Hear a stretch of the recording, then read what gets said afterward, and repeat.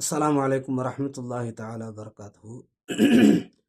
அன்பிற்குரிய நண்பர்களே, சகோதரர்களே, நேற்று நான் ஒரு வீடியோ பதிவேற்றம் செய்திருந்தேன். இஸ்லாம் குறைந்தது 5000 ஆண்டுகளுக்கு முன்னதாக இருந்து இப்ராஹிம் அலைஹிஸ்ஸலாமுடைய காலத்திலிருந்தே தோற்றுவிக்கப்பட்டது என்கிற கருத்தை உறுதிப்படுத்தும் விதமாக சில செய்திகளை பதிவிட்டிருந்தேன். அதில் கமாண்டில் நிறைய பேர் என்ன கேள்வி கேட்டாங்கன்னா, இப்போ அதற்கு முன்னால் இருந்த நபிமார்கள்லாம் இஸ்லாத்தில் இல்லையா? நூ அலைஹிஸ்ஸலாமுடைய பரம்பரையில் வந்தவங்க தானே இப்ராஹிம் அலைஹிஸ்ஸலாம் அவர்கள். ஆதம் அலைஹிஸ்ஸலாமுடைய காலத்திலிருந்தே இஸ்லாம் இருக்கத்தானே செய்கிறதுங்கிற கேள்விகளை கேட்டிருந்தாங்க. நான் ஆய்வு பண்ண வரையும் இப்ராஹிம் அலைஹிஸ்ஸலாமுடைய காலத்திற்கு முன்னதாக இருந்த இஸ்லாத்தினுடைய பெயர் என்ன என்பது தான். அதுக்கு முன்னால் அல்லாஹ்வை வணங்கி கொண்டிருந்த இந்த சமுதாயத்துக்கு வைக்கப்பட்டிருந்த பெயர் என்ன என்பதை உறுதிப்படுத்துகின்ற எந்த ஆதாரங்களும் நமக்கு கிடைக்கல. அந்த பெயர் இஸ்லாம் தானா அல்லது வேறு ஏதாவது பெயர்களில் இருந்ததா என்பதை நாம் ஆய்வுக்கு உட்படுத்த வேண்டும். ஏன் இதை நான் உறுதியாக சொல்கிறேன் அப்படின்னா, இப்ராஹிம் அலைஹிஸ்ஸலாம் அவர்களை குறித்து அல்லாஹ் சொல்லும்போது ஹுவ சம்மாக்குமுல் முஸ்லிமீன் 22வது அத்தியாயம் 70வது வசனத்தில் அல்லாஹ் சொல்லக்கூடிய ஒரு செய்தி, அவர்தான் உங்களுக்கு முஸ்லிம்கள் என்று பெயரிட்டார்.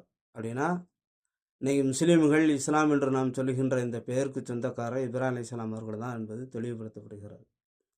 இப்போ இறைவனுடைய மார்க்கம் இஸ்லாம் தான் என்பதை நம்ம உறுதியாக நம்புகிறோம். அந்த பெயரை வைத்தது இப்ராஹிம் அலைஹிஸ்ஸலாம் தான் அப்படிங்கிறது இந்த வசனம் நமக்கு தெளிவுபடுத்துகிறது. இப்போ இப்ராஹிம் அலைஹிஸ்ஸலாம் அவர்களுக்கு முன்னதாக வாழ்ந்த இஸ்லாமியர்கள் அவர்கள் கடைபிடித்த கலாச்சாரங்களுக்கு, மதங்களுக்கு, இஸ்லாமிய வழிகாட்டுதல்களுக்கு என்ன பெயர் இருந்தது என்பதை நாம் ஆய்வு செய்து அதை உறுதிப்படுத்த வேண்டிய அவசியமும் கடமையும் நமக்கு இருக்கிறது. இன்னொரு விஷயத்தை நாங்கள் சுட்டிக்காட்ட விரும்புகிறேன். அல்லாஹ் வசனத்தில் தெளிவாக சொல்லி காட்டுகின்றான், என்ன இப்ராஹிம காணத்த உம்மத்தன் காணித்தன் லில்லாஹி என்ற வசனத்தில் அல்லாஹ் சொல்லும்போது இப்ராஹிம் ஒரு சமுதாயமாக இருந்தார் என்பதாக சொல்லி காட்டுகிறான். அப்படின்னா இப்ராஹிம் அலைஹிஸ்ஸலாம் அவர்கள் ஒற்றை மனிதர் இல்லை, அவங்க ஒரு பெரிய சமுதாயம் என்பதாக அல்லாஹ் அந்த வசனத்தில் சுட்டி காட்டுகிறான்.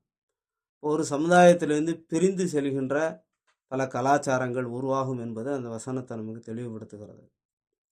அப்படி இப்ராஹிம் அலைஹிஸ்ஸலாமுடைய மார்க்கத்திலிருந்து, அந்த உம்மத்திலிருந்து, சமுதாயத்திலிருந்து பிரிந்து வந்த கலாச்சாரங்களை கொண்டவர்கள் தான் யூதர்களும் கிறிஸ்தவர்களும் என்பதை இன்னொரு வசனத்தில் அல்லாஹ் தெளிவுபடுத்தும் போது, ஒமாக்கான இப்ராஹிம் யஹூதியும் வலா நஸ்ரானியும் வலாக்கின் கான ஹனீஃபும் முஸ்லிமா ஒமாக்கான மினும் முஷைக்கீன் என்பதாக சொல்லி காட்டுகிறான். இப்ராஹிம் ஒரு முஸ்லீமாகத்தான் இருந்தார், யகூதியாவோ நஸ்ரானியாவோ இருக்கவில்லை என்பதாக சொல்லிட்டு இன்னொரு செய்தியை சொல்லி காட்டுகிறான். உமாக்கான மின முஷரிக்கீன், அவர் முஷரிக்கீன்களிலிருந்து ஒருவராக இருக்கவில்லை என்பதாக தெளிவுபடுத்துகிறான். அப்போ யகூதிகளையும் நஸ்ரானிகளையும் பற்றி அல்லாஹ் சொல்லிட்டு கடைசியாக சிலை வணங்கியாகவும் அவர் இருக்கவில்லை என்பதை தெளிவுபடுத்துகிறான். அப்படின்னா இப்ராஹிம் அலைஹிஸ்ஸலாமுடைய மார்க்கத்திலிருந்து நிறைய கலாச்சாரங்கள், இப்ராஹிம் அலைஹிஸ்ஸலாம் இடத்திலிருந்து நிறைய மதங்கள், இசங்கள், கொள்கைகள் பிரிந்து வந்திருக்கின்றன என்பதைத்தான் நம்மால் பார்க்க முடிகிறது. இன்றைக்கி உலகத்தில் கடைபிடிக்கக்கூடிய எல்லா கலாச்சாரங்களும், மதங்களும், இசங்களும், இனங்களும் இப்ராஹிம் அலைஹிஸ்ஸலாம் அவர்களை தொட்டு பிரிந்து வந்தவை என்பதை நம்மால் தெளிவாக இந்த வசனத்தின் மூலமாக உணர்ந்து கொள்ள முடிகிறது. ஆகவே இன்று இஸ்லாமியர்கள் இஸ்லாம் என்ற பெயரை சுமந்திருப்பதற்கு காரணம் இப்ராஹிம் அலைஹிஸ்ஸலாம் அவர்கள்தான். அதற்கு முன்னால் வாழ்ந்த இஸ்லாமியர்களுக்கு என்ன பெயர் இருந்தது என்பதைத்தான் நம்ம ஆய்வுக்கு உட்படுத்த வேண்டியது இருக்குது. பல சமயங்களில் வரலாற்றுகளில் மறுவல்கள், தழுவல்கள் நடந்திருக்கிறது. நிறைய பெயர் மாற்றங்கள் நடந்திருக்கிறது.